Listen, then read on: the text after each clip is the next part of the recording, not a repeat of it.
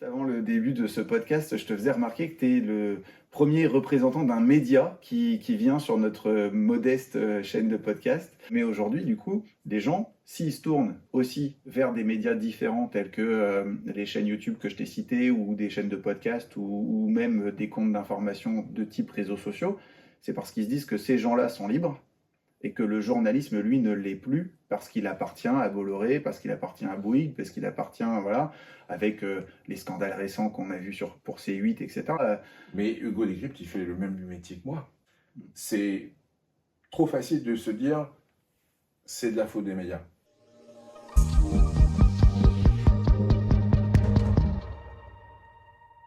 Notre invité, bonjour Fabrice, merci d'avoir Bonjour. répondu présent. Je clôture donc la première série. Exactement, tu es l'épisode de fin de la saison 1. C'est énorme. Voilà, c'est généralement celui où il y a le plus de suspense Ouais, et les gens vont être impatients d'avoir la suite du coup. Donc Fabrice, aujourd'hui, juste avant le début de ce podcast, je te faisais remarquer que tu es le premier représentant d'un média qui vient sur notre modeste chaîne de podcast. Donc je te remercie d'avoir répondu présent. Est-ce que pour nos auditeurs, tu peux te présenter ton parcours et qu'est-ce Oui, c'est très simple. Moi, je suis journaliste, journaliste de formation et journaliste dans l'âme. Et c'est comme ça que j'ai constitué à la fois mes études et ma carrière professionnelle. Et avant d'être à Canal 32, j'ai fait deux médias particulièrement. Ça commence à dater, c'était à la fin des années 90. J'ai travaillé dans la radio BFM, c'était une radio à l'époque. Personne ne se demande pourquoi une télé s'appelle BFM, comme la fréquence FM. Mais c'est parce que c'était une radio d'abord, une radio d'information privée, où j'y ai fait mes gammes, c'était vraiment passionnant.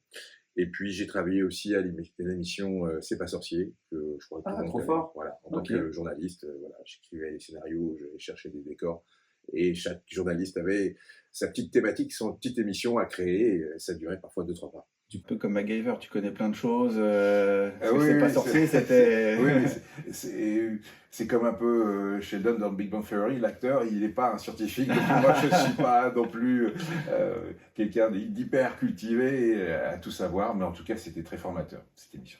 Ok, super. Eh ben, écoute, j'apprends des choses, je te découvre, même si on se connaît professionnellement et qu'on a déjà Exactement. eu l'occasion de se rencontrer, j'apprends des choses. Je savais pas du tout pour BFM. Et du coup, à l'époque, tu étais sur Paris pour J'étais BFM? sur Paris, en fait, moi je suis un faux parisien, j'ai beaucoup vécu à Paris à cause de la famille et puis des études aussi. Donc j'ai fait mes études et une école de journalisme qui s'appelle le CELSA, qui est à Paris. Et généralement, quand on commence sa carrière, notamment dans les années 90, il fallait être à Paris pour faire ses gammes. Mhm. Donc c'est comme ça que j'ai démarré à la radio BFM en envoyant une cassette. Pour ceux qui ne connaissent pas une cassette, c'est comme ça. Et c'est une bande audio qui permettait à des futurs recruteurs de On mettra savoir, une image. voilà, exactement, de connaître ma voix. Et je me suis vendu comme ça, après avoir fait des stages en école. Et la radio BFM m'a embauché. Et de fil en aiguille, j'ai vécu 5 ans là-bas en faisant beaucoup de choses, beaucoup de choses. Ok, et aujourd'hui, donc Canal 32, est-ce que tu peux nous en dire un peu plus? Canal 32, c'est historiquement la 7e télévision locale créée en France et la première à avoir été créée dans un territoire de dimension moyenne, si je puis dire. Avant, c'était les grandes métropoles. Donc, c'était une aventure très particulière depuis le départ parce qu'il fallait inventer la télévision locale d'un département de 300 000 habitants et pas d'une métropole à 1 million ou 1,5 million. Donc, ça a été créé par Claude Patin, qui est un réalisateur et producteur de télévision français qui habitait dans l'Aube. Mhm. Ça a été repris par un grand groupe de presse qui s'appelait le Groupe Persan. Et moi, je suis arrivé 2 ans après sa création, en 2003. Ça commence à dater. J'ai été embauché par ce groupe qui avait l'opérationnel de cette télé. Et petit à petit, on a gravi les échelons. Canal 32, c'est d'abord une télévision locale, mais maintenant, je dirais que c'est un média 360. Pour résumer, c'est un média d'information sur l'Aube et 100% au bois, qui se déploie à la fois sur la télévision traditionnelle et à la fois sur son digital. Et que tu diriges depuis ton arrivée ou tu es arrivé par la petite porte? Alors, finalement, je dirige pratiquement depuis mon arrivée. Il y avait un directeur qui était l'ancien directeur de l'Estecter, François Sachet, que je salue parce qu'il est devenu mon associé sur Canal 32. Et j'ai eu beaucoup de responsabilités opérationnelles dès le départ. Et Ok. ce qui a permis de développer la chaîne, de savoir comment la faire exister. Et pour résumer, en 2010, le groupe qui m'avait embauché a mis la clé sous la porte et donc j'ai repris la chaîne avec des actionnaires locaux Mhm. pour bien faire vivre la chaîne depuis 2010 de manière autonome. Super. Bah, écoute, bravo, beau parcours. Oui, oui, merci. Ah, et ben, merci en tout cas parce que c'est une chaîne en effet locale, c'est la seule chaîne locale pour nous et puis une vraie source d'information. Vous avez comment je dirais, une volonté de promouvoir le département aussi. Je fais un peu le lien avec Oui, l'image qui est là, qui est mais un des c'est acteurs. voilà, mais on est dans le même état d'esprit. Le but, c'est aussi d'avoir une vision de temps en temps positive aussi de l'actualité, de ce qui se fait dans le territoire. Évidemment, on va parler peut-être d'un accident, on va peut-être parler d'une polémique, mais c'est pas non plus euh, tout, tout le travail de Canal 32. Canal 32 va essayer aussi, à travers son JT, ses reportages, ses émissions, de montrer euh, toutes les activités, toutes les actions positives qu'il y a dans le département, que ce soit sur un plan économique, que ce soit sur un plan associatif, que ce soit un sportif, faire découvrir des personnalités aussi, ça c'est très important, pour donner un petit peu d'air dans un monde anxiogène, Oui, totalement l'information, stressant. généralement, elle est plutôt, c'est le buzz et c'est plutôt négatif, surtout avec ce qui se passe d'un point de vue géopolitique ces Parce que c'est derniers plus temps. facile à vendre. Ouais. C'est plus facile d'être comme ça devant sa télé en se disant oh, Trump a fait la leçon au président ukrainien Zelensky, mais tu as vu comment c'est horrible, puis on en fait des heures et des heures, et puis ça fait partie aussi de l'information. Nous, notre rôle, c'est aussi d'avoir un rôle, euh, je dis souvent que je ne suis pas directeur de télévision, moi je suis créateur de liens. J'essaie de créer des liens au sein d'un même territoire. Mhm. Quand je présente une association et qu'on donne ses coordonnées, bah peut-être qu'il y a quelques téléspectateurs qui vont voir cette association et qui vont y voir un intérêt. Ça va peut-être un tout petit peu changer leur vie. Je vais montrer une entreprise qui embauche et peut-être que je vais faire le lien entre quelqu'un qui cherche du travail et cette entreprise qui embauche, etc., etc., etc. La beauté du média local et d'une télévision, c'est de pouvoir créer des liens. Et finalement, au-delà de l'idée du journalisme, c'est-à-dire de rendre compte de l'actualité, bah peut-être d'avoir un effet bénéfique sur le territoire où l'on vit. C'est un petit peu ce qui m'anime quand j'ai créé cette chaîne de podcast. Alors, il y avait ce côté création de liens, mais plus création de liens, les rencontres que ça provoque pour moi déjà. Parce que ça m'a permis d'avoir des échanges avec des gens, d'apprendre beaucoup sur eux et sur leur parcours. J'espère que ça apprend aussi beaucoup de choses, évidemment, aux gens qui nous écoutent et ça leur permet de voir différemment certaines entreprises ou certaines personnalités politiques ou publiques qui ont des rôles souvent très forts dans l'activité économique de notre département. Et puis, bah, à chaque fois, si moi j'apprends et que les auditeurs apprennent, eh ben, j'ai gagné. Tu vois ce que je veux dire? Exactement. Et puis, c'est aussi le plaisir, par exemple, du journalisme. Je dis souvent, c'est euh, le seul métier où l'on peut rencontrer le matin quelqu'un en précarité qui a Mm. un parcours et un témoignage à présenter, et l'après-midi, une personnalité politique qui a été ministre. Mm. C'est le seul métier qui permet pratiquement ça, et de découvrir des vies, parfois pas simples, mais qui nous permet de mieux comprendre le monde qui nous entoure. Et c'est passionnant d'être à la rencontre des hommes et des femmes.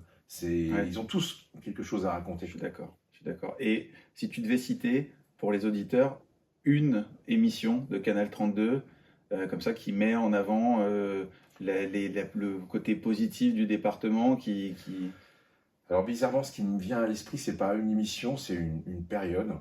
C'est la période de la Covid. On s'en rappelle tous. Euh, tout ferme, on s'inquiète, on se renferme sur soi.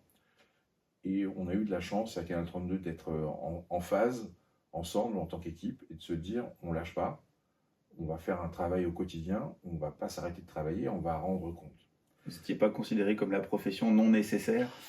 Ben non, en fait, on Ouais. était plutôt considéré comme une des professions extrêmement nécessaires parce que il y avait aussi beaucoup de fake news, de désinformation, et on donnait une garantie à ce qui était raconté pour dire voilà, ça se passe comme ça, on peut faire ci, on peut faire ça.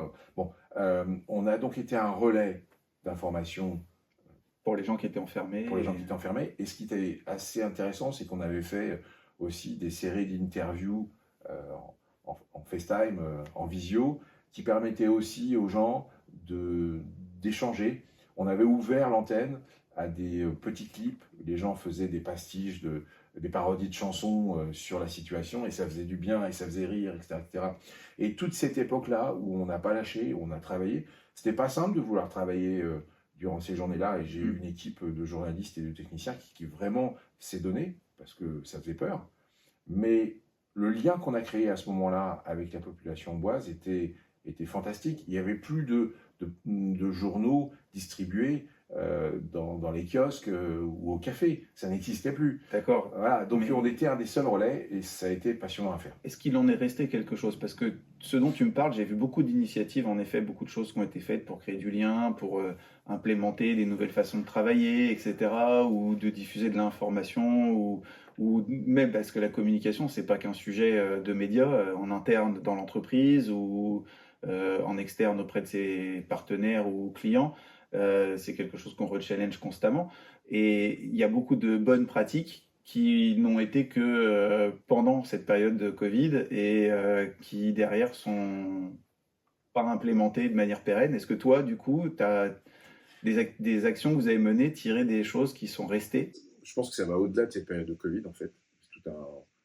Tu expliques tout un mouvement de la société qui n'est pas simple à gérer.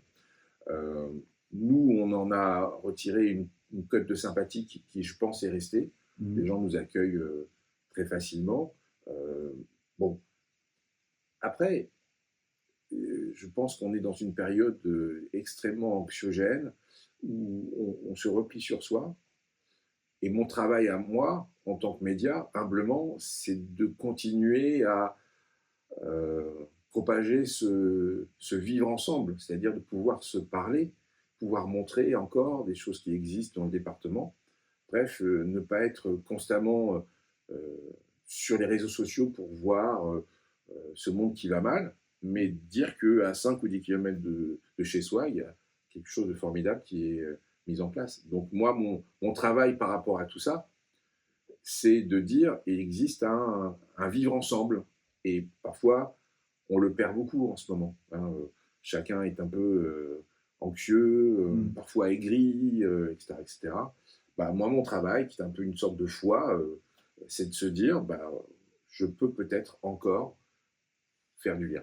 C'est intéressant ce que tu dis parce que je fais le lien avec les fake news que tu as évoquées tout à l'heure. Là, après, tu nous as parlé des réseaux sociaux. Et aujourd'hui, moi, j'ai pas l'impression qu'on manque d'informations. On est plutôt saturé d'informations. Des informations, on en a sur tous les médias, donc les réseaux sociaux, notamment parce que c'est très prégnant. Mais je veux dire, aujourd'hui, on ouvre YouTube, on a des chaînes d'informations avec des gens comme Hugo Décrypte. On a Micode, je ne sais pas si tu connais ces acteurs-là, qui lui est plutôt spécialisé sur la partie IA, etc. Et puis on a cette capacité maintenant, pour des gens qui n'ont aucune connaissance du journalisme ou de ce qu'est l'information de manière générale, de créer presque du réalisme extrême à l'aide des outils informatiques et autres. Et donc on a une avalanche d'informations dont beaucoup sont invérifiables ou invérifiées, qui sont diffusées auprès d'une population qui est souvent pas armée pour se faire son propre avis. Je pense notamment aux jeunes, mais pas que. Tu parlais des zones où les gens sont isolés.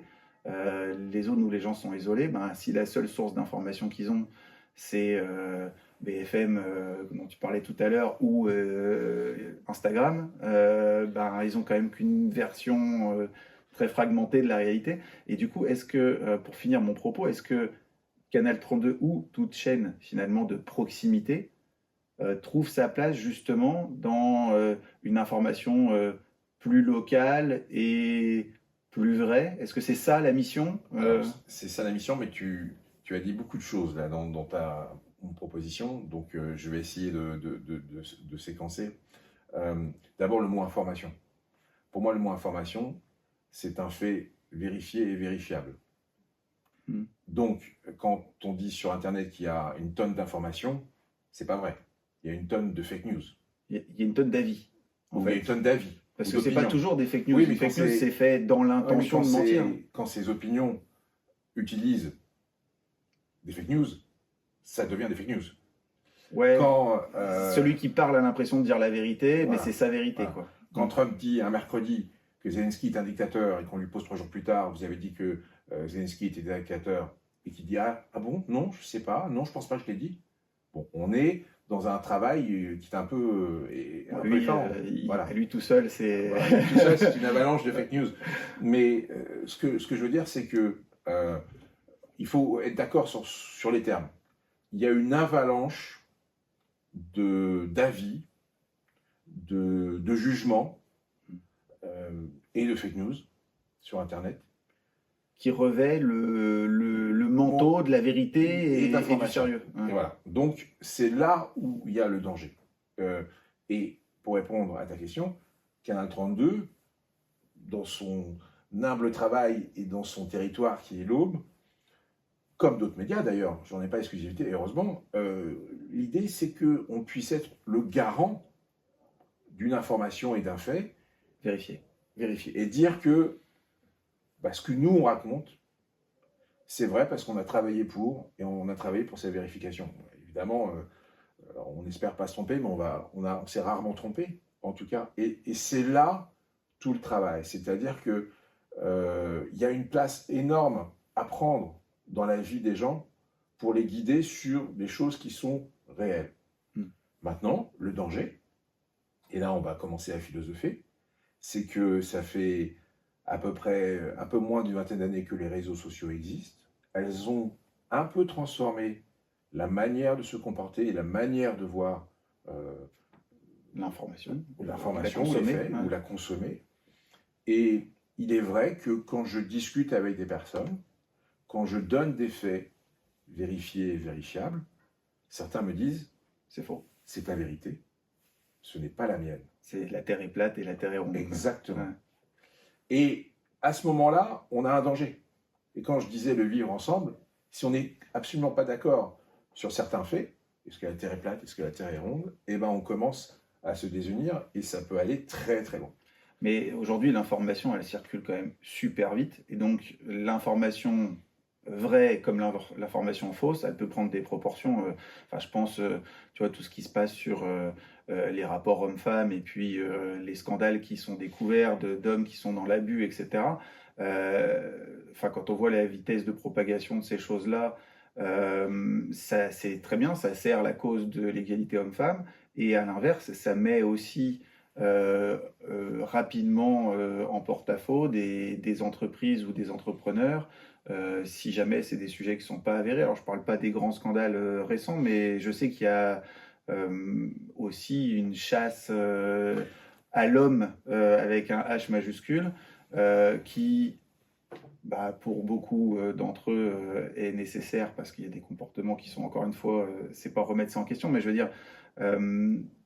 la vie de quelqu'un, la vie de quelqu'un, et en fait on parle pas mal de droit, de présomption d'innocence, etc. À quel moment il faut faire circuler l'information? Avant on avait le temps parce qu'il fallait imprimer le journal, le distribuer, enfin tu vois ce que je veux dire.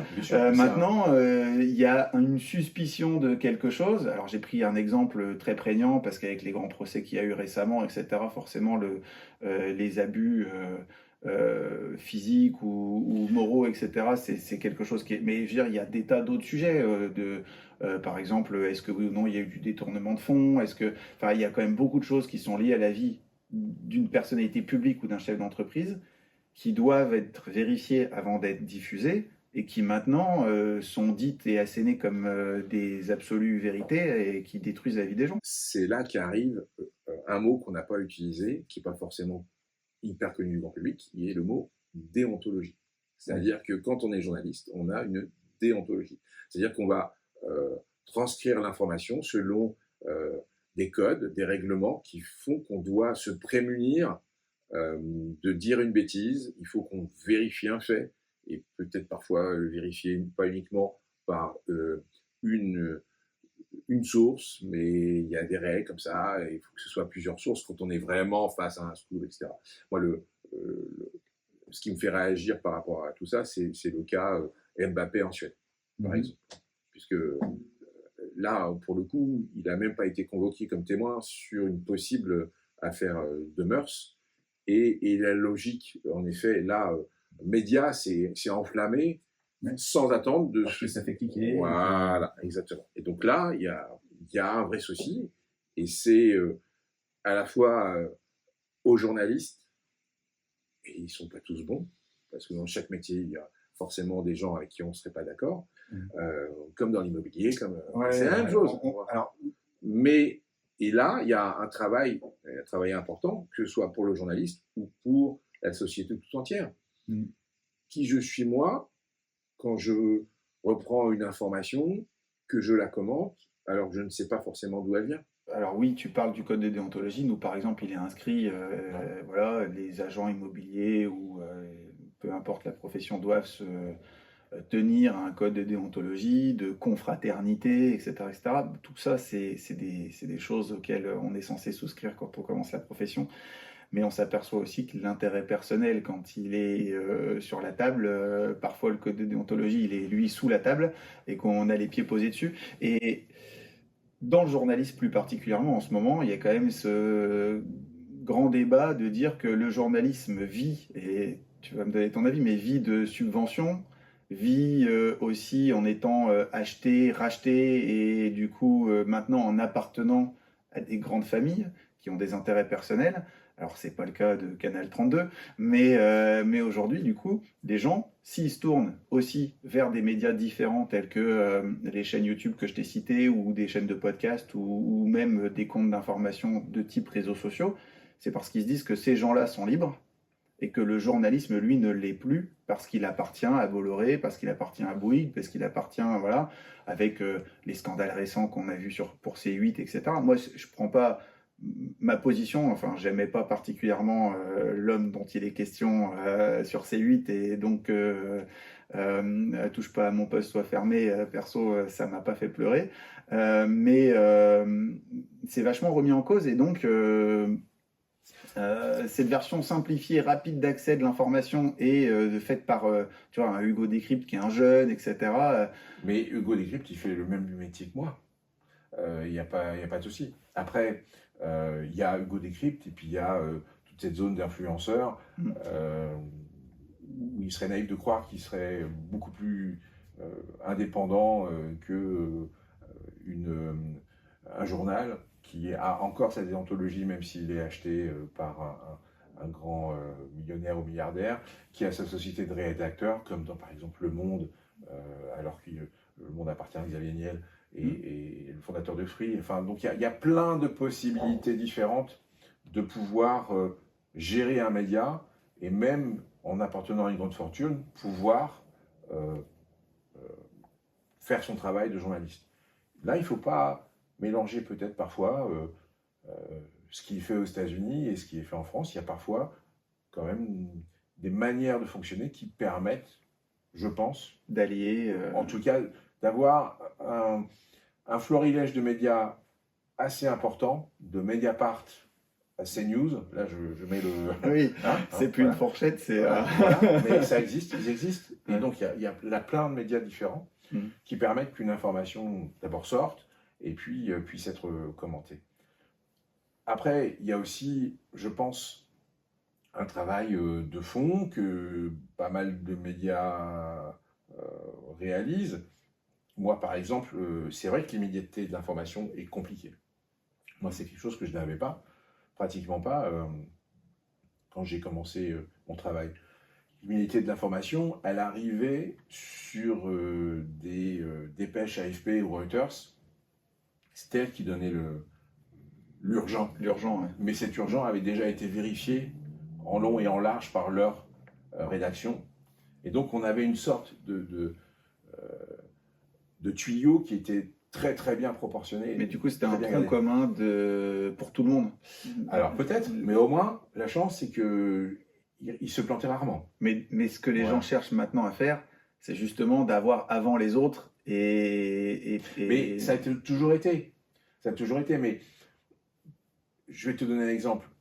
Évidemment, on est obligé de faire les faits divers, les accidents. On a dû se doter d'un règlement pour pouvoir gérer ces accidents, parce que parfois, on arrive sur les lieux du drame avant que la famille le sache.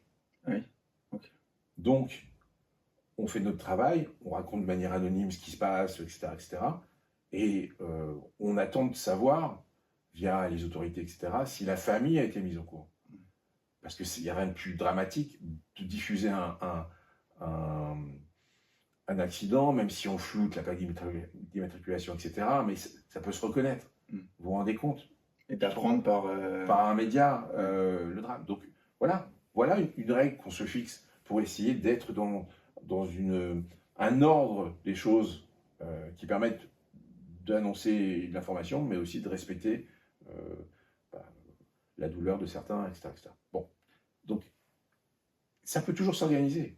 Moi, ce qui me fait plus peur, c'est cette capacité, cette machine infernale de divulguer de présenter des fausses informations sur Internet, via parfois des personnes qui n'ont rien à faire avec le journalisme et qui ont pourtant 500 000, 600 000, 1 million. Et qui sont convaincus de répéter quelque chose qui est vrai. Pour faire du buzz. Ouais. Pour faire du buzz. Là, c'est plus mon métier. Ouais. Là, c'est plus mon métier. Il faut presque des agences de fact-checking. Il y a pas mal de chroniques maintenant qui existent un peu partout dans les médias et c'est tant mieux.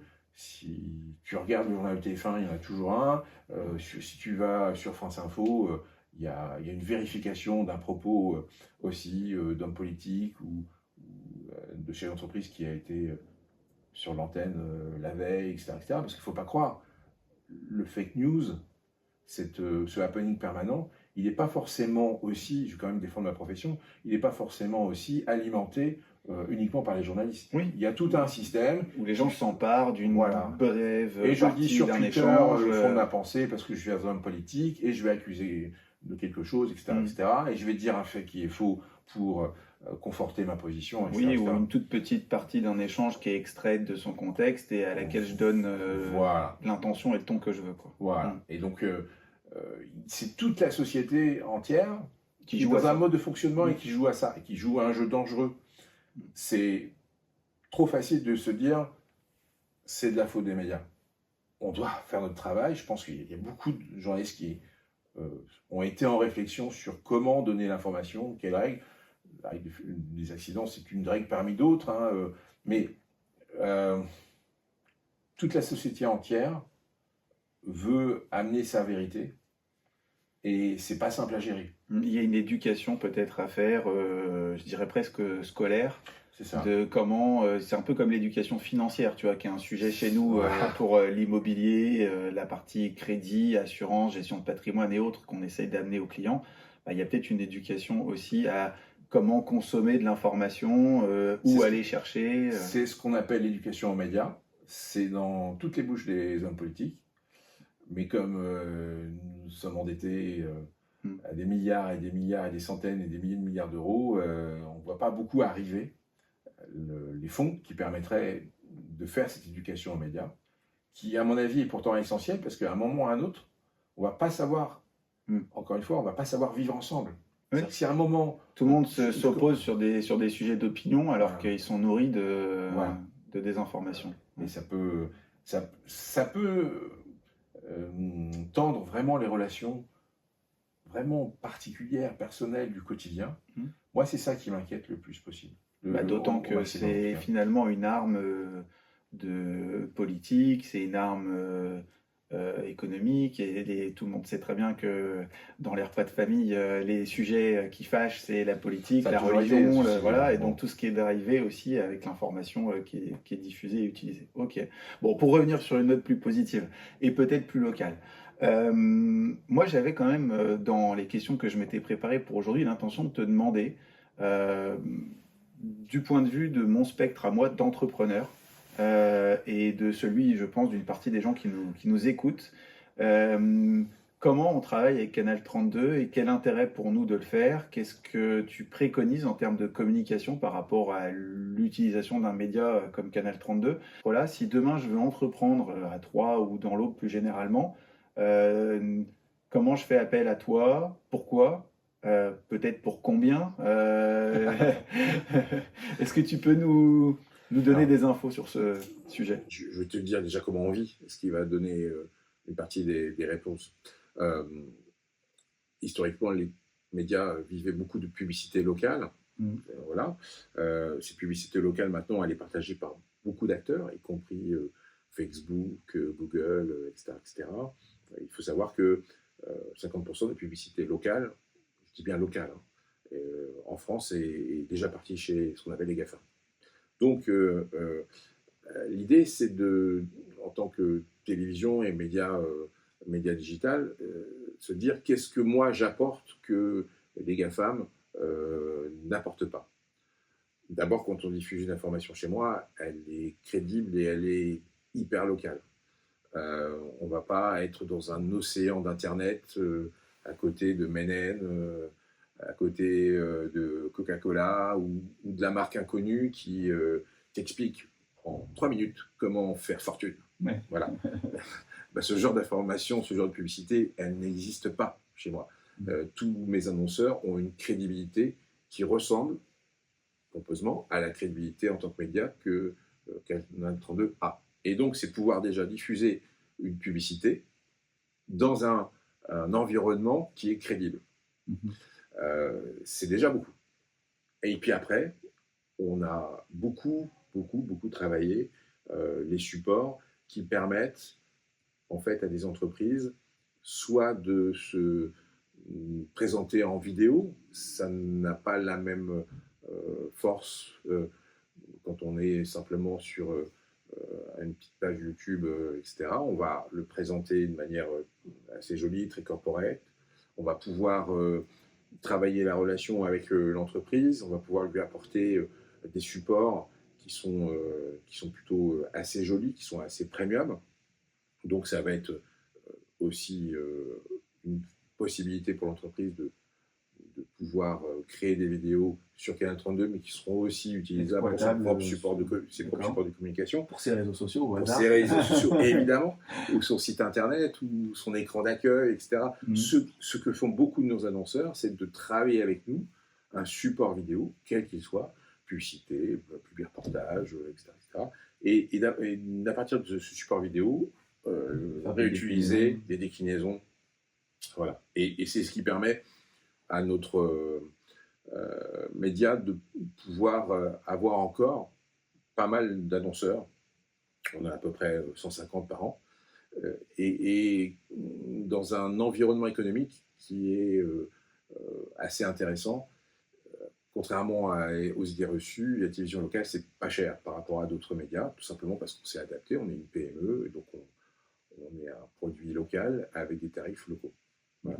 Et à partir de là, il y a pu y avoir plein de déclinaisons à l'antenne ou hors antenne, puisqu'on a on a créé une filiale qui s'appelle TV Concept, qui propose plein de supports B2B, des vidéos évidemment pour des entreprises qui n'ont pas à vendre au grand public, mais ça peut être de la formation, du média training, ça peut être de l'événementiel.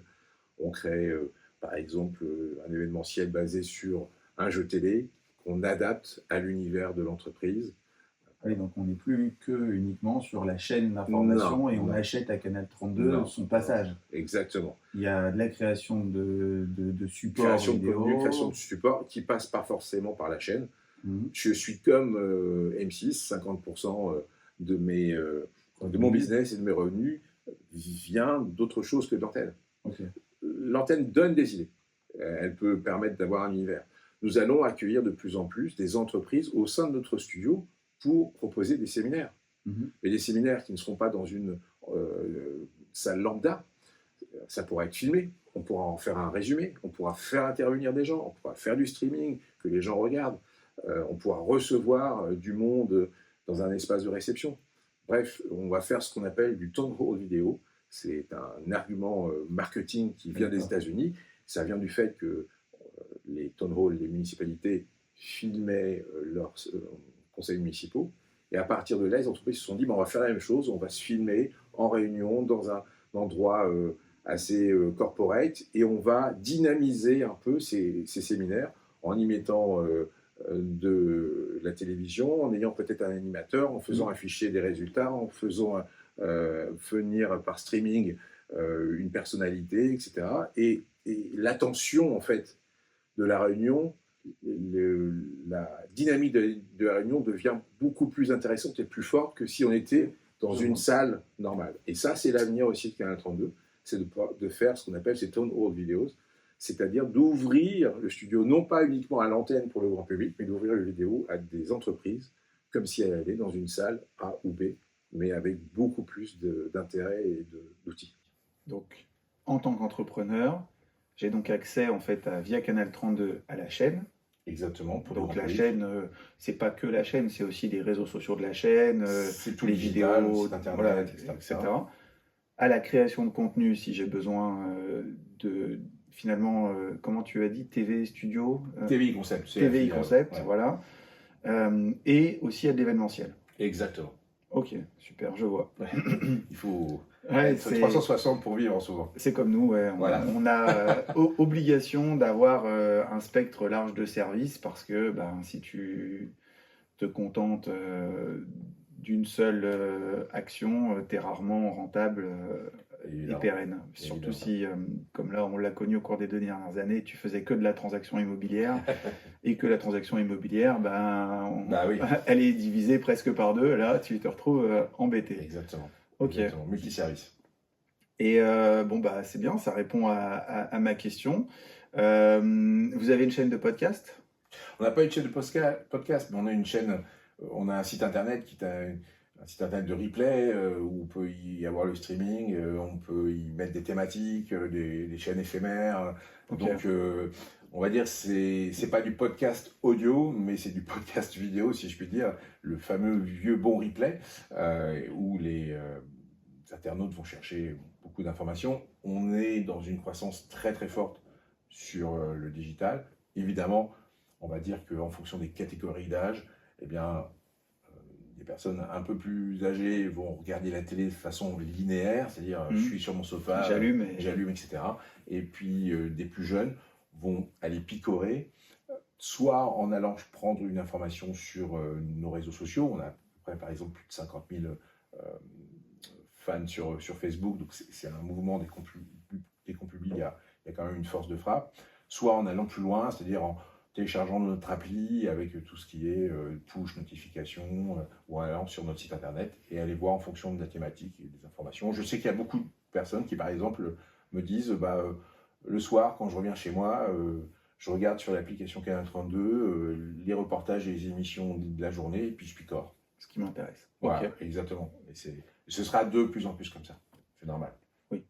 Surtout qu'on est rarement disponible au moment précis auquel est diffusé. Ça fait partie des habitudes nouvelles de consommation. Super. Bon, écoute, ça répond à toutes mes questions. Est-ce que toi, de ton côté, tu avais des choses en particulier que tu souhaitais dire, exprimer? Une petite nouveauté pour terminer? Vas-y, je t'en prie. Voilà, à partir de fin mars, nous allons diffuser en direct les matchs à domicile du SUMA. Motoball. Voilà. Ouais. On est champion depuis plusieurs années. Qui est vraiment une équipe performante dans son sport. Le stade de Gaston Arboin est en travaux. Ça a empêché pas mal de fans de pouvoir venir au stade puisque l'accès y est limité. Donc, comme le SUMA et Canal 32 se connaissent depuis très très longtemps, on a élaboré ensemble un partenariat avec des annonceurs locaux pour pouvoir mettre en place la diffusion en direct de 8 matchs à domicile, les 8 matchs à domicile qui auront lieu cette année au stade Gaston Arboin. Et donc voilà, pour voir les matchs du SUMA en direct, on pourra appuyer sur Canal 32, regarder le match avec les commentaires de notre journaliste sportif David Mutel qui connaît le SUMA comme sa poche. Et ça va être un événement parmi d'autres à l'antenne.